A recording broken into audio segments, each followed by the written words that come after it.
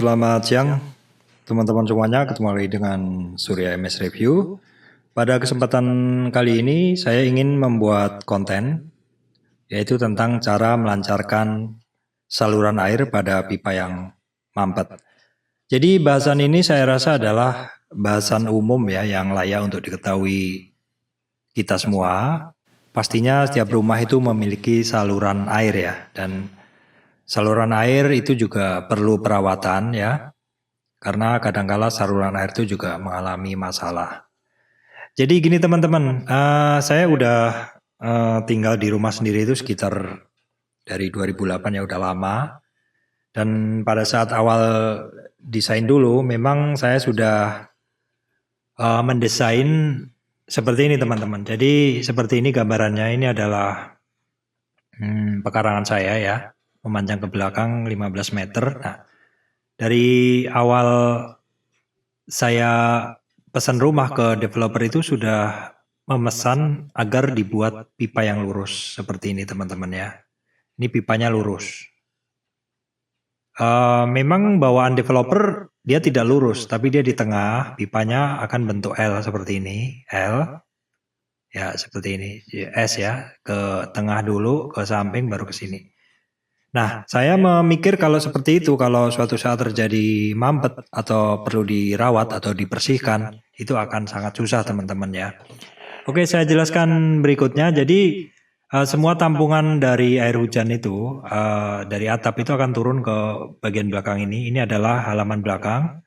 Kemudian dari hatching, dari ini maksud saya dari wastafel, dari mandi semua akan masuk ke pipa ini. Nah, pada awalnya tidak ada bak kontrol. Ini adalah bak kontrol teman-teman ya. Ini saya buat setelah saya pelajari beberapa tahun, sering terjadi overflow atau terjadi banjir genangan di bagian belakang ini karena volume dari air itu ternyata tidak bisa dibuang dengan cepat. Jadi dulu pada saat awal saya pesan ke developer, sebenarnya saya minta pipa yang lebih besar dari standar developer, tapi entah kenapa pesanan saya tidak dijalankan dan tahu-tahu pada saat saya datang udah dipasang pipa yang lebih kecil atau standarnya developer ya. Kalau standar saya harusnya lebih besar. Nah, untuk mengatasi kelebihan air yang terbuang lebih lambat itu, maka saya buat bak kontrol. Dan sejak saya buat bak kontrol yang panjangnya mungkin sekitar 2 meter dikali setengah meter kali kedalaman setengah meter itu, air tidak lagi terjadi genangan, tapi semua air antri di situ baru kemudian lari ke saluran pembuangan. Untuk diketahui ini adalah selokan, jadi dari dari genting turun ke sini, baru masuk ke bak kontrol, baru dibuang lurus ya. Oke teman-teman, di dalam perjalanan ini saya tinggal di sini sekitar 12 tahun. Itu ada beberapa kali bak kontrol ini tidak mengalir dengan lancar ya. Terhitung saya mungkin sudah 3 kali di dalam 12 tahun itu saya harus membongkar apa ya istilahnya. Istilahnya saya harus melancarkan saluran air tersebut. Nah, bagaimana tips saya merawat saluran air ini sehingga saluran air ini selalu terbebas dari lemak-lemak padat yang biasanya menggumpal di kelokan-kelokan. Oke teman-teman, di sini tadi udah saya bahas ya, pentingnya desain awal pada saat kita mendesain bak kontrol itu, pada saat kita mendesain saluran pembuangan itu, yang pertama adalah pipa itu harus dibuat besar dan lurus ya. Jadi yang ini teman-teman, yang ini harus dibuat lurus dan kita ambil yang diameter besar. Kemudian ada bak kontrol teman-teman. Di sini ada bak kontrol untuk mengontrol air dan juga untuk memasang perangkap lemak. Nah, di sini bak kontrol ini kita harus tutup dengan penutup dan juga diberi saringan. Itu penting sekali teman-teman ya untuk mencegah terjadinya sampah masuk ke saluran air.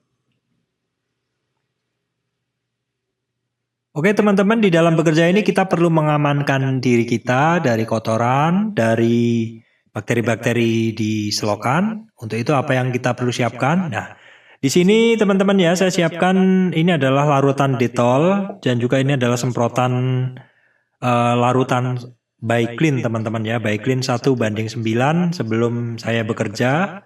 Itu di area-area ini selokan itu saya semprot itu dulu. Ini sabun yang kita perlukan untuk mencuci tangan kita ya. Semuanya udah kita siapkan sebelum bekerja. Alat lain yang diperlukan, kita mungkin perlu pengikat teman-teman ya. Ini untuk mengikat rotan. Jadi di sini saya menggunakan rotan teman-teman ya. Nah ini untuk pelindung kita, nafas, kita ada, saya ada masker. Ini masker bedah sih sebenarnya. Dan ini adalah handscoon untuk medik ya biasa. Ataupun lebih baik gunakan handscoon yang lebih tebal juga bisa. Sedang ini adalah untuk ini filter untuk pengecatan ya. Ini sebenarnya lebih bagus sih kalau dipakai di tempat-tempat yang bau gitu. Ini lebih cocok teman-teman ya. Nah untuk cara membersihkan selokan itu teman-teman ya, saya menggunakan rotan teman-teman. Ini rotan teman-teman. Rotan bagian ujungnya saya beri, ini adalah fungsinya untuk bisa membersihkan dinding-dinding dari pipa. Jadi saya gunakan rotan karena rotan itu memiliki sifat fleksibel ya, tapi kuat dan bisa didorong teman-teman ya. Kalau kawat yang besar, kawat cor nggak bisa ditekuk, nggak bisa susah ditekuk, susah masuk ke pipa. Jadi teman-teman mesti beli yang namanya rotan ya. Ini rotan ini saya beli itu 6 meter itu 75. Saya beli 3, jadi 18 meter ya, padahal saluran air saya 15 meter. Jadi cukup lah gitu. Jadi 3 kali 6 meter saya sambung dengan menggunakan tali kawat ataupun rafia dan juga saya paku ya. Jadi pastikan teman-teman buat dulu seperti ini. Ini dari mika plastik, beli di toko bangunan, kita pasang seperti ini dan pastikan ini bagian di sini diikat dengan di sini teman-teman ya. Harus diikat supaya tidak lepas ketika akan membersihkan. Nah, nanti kalau sudah siap, maka rotan yang sudah ada bagian plastik tadi akan kita masukkan ke bagian selokan. Ini teman-teman, ini adalah bak kontrol saya tidak bisa foto semuanya karena ini file-file lama ya.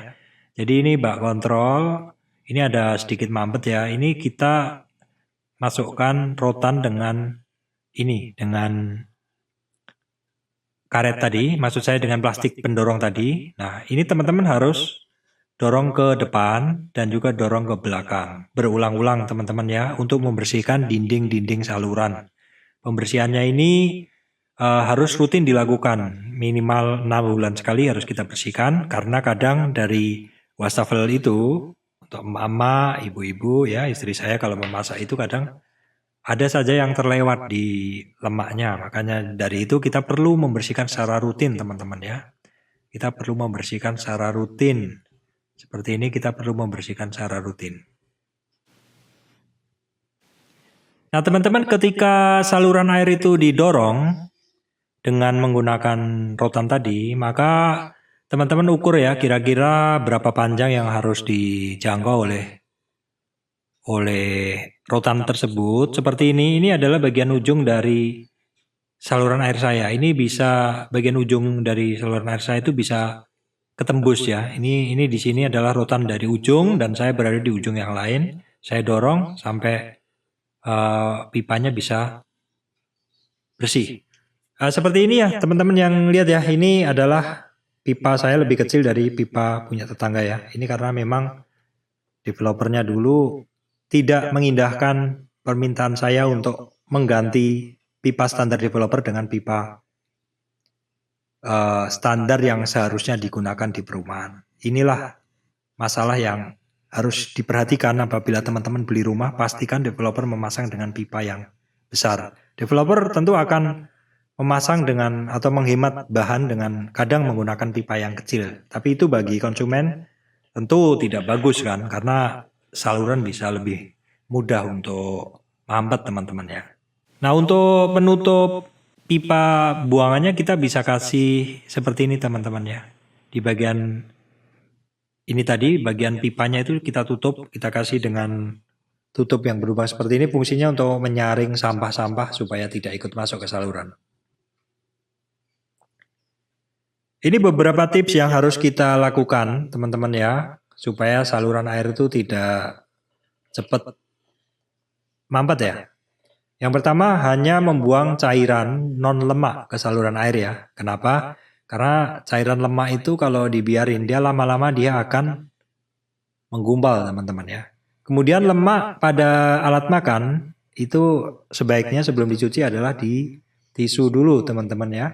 Kemudian mengurangi memasak makanan berlemak selain lebih sehat dan juga lebih sehat juga untuk saluran air.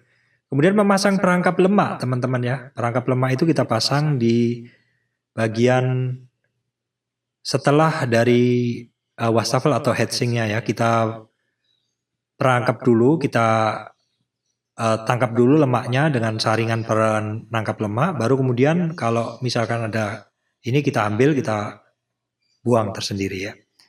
Kemudian diameter pipa kita pilih yang besar dan pemasangannya harus lurus. Kemudian ada bak kontrol ya, sama yang tadi perangkap lemak dan saringan penutup di atasnya. Ini fungsinya untuk mencegah supaya tidak terjadi mampet di saluran air. Baik teman-teman semuanya, terima kasih sudah menyaksikan video cara melancarkan saluran air yang mampet. Saya MS Review mengucapkan terima kasih untuk teman-teman semuanya.